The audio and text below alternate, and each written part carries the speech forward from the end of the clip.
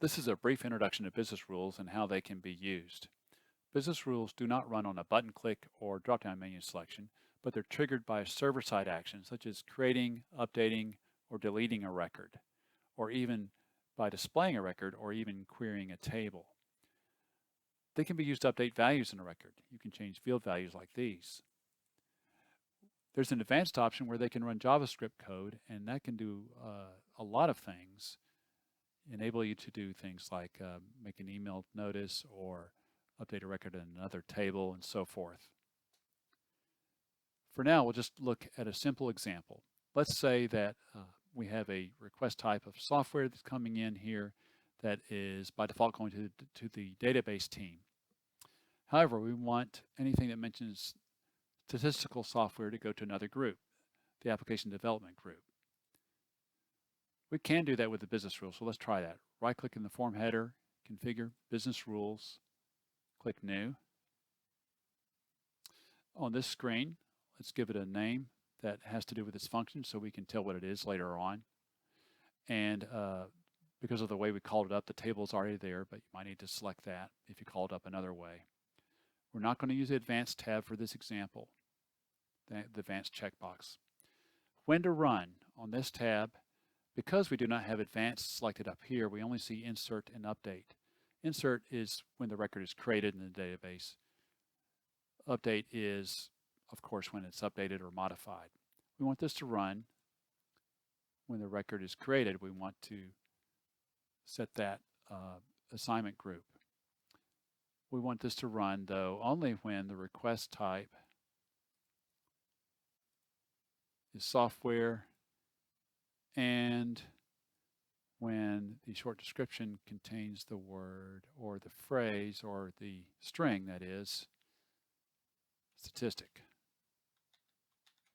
So that'll take care of statistics, statistical, so forth. Notice that we need some condition here. If we don't put the conditions here and we just have the checkbox for insert, it'll just run on every single record that is created. So pay attention to that when you're making a business rule. Same thing for the update checkbox. On the Actions tab, we tell it what we want it to do. And in this case, we want to set the assignment group to the application development team. And you can set other field values too. You can set several fields on here. We can also add a message, and we'll do that just as an example.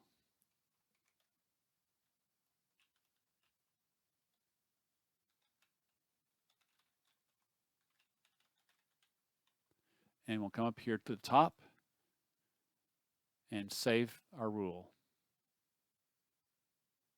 Then, since it only runs when we're creating a record, we need to create a new record. It has to be of request type software because of our rule. Let's pretend that it is by default going to the database group because we'll see that change. And let's give it a short description that matches our condition. Like that, it has the word statistic in it. And this is not necessary, but just putting that in there. Now when we create a record, notice that we get the message up here from the business rule and that the assignment group has been set to application development. Now let's take a look at an example of an update business rule.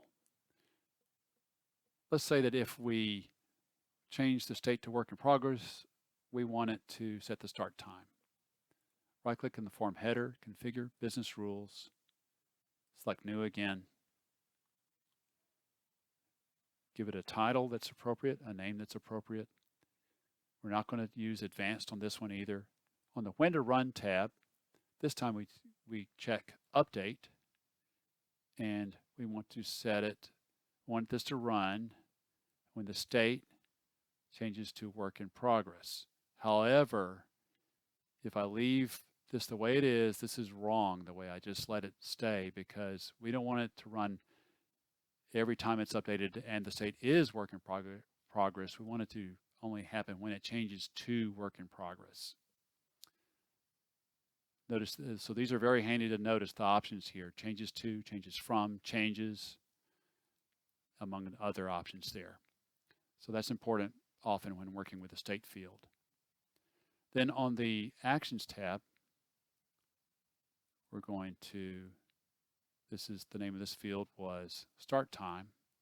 And notice we can set it to a value that we give it, a static value. We can select something from this calendar here.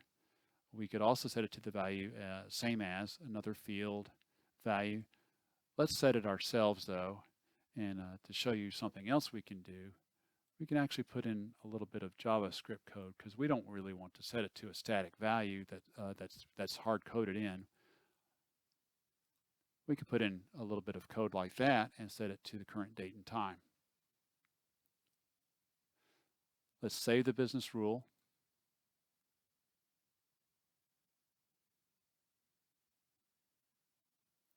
And as it saves, we'll go back to our record. Now when we select work in progress and when we save the record, notice the start time is now set to the current date and time. Thank you for watching this finite video.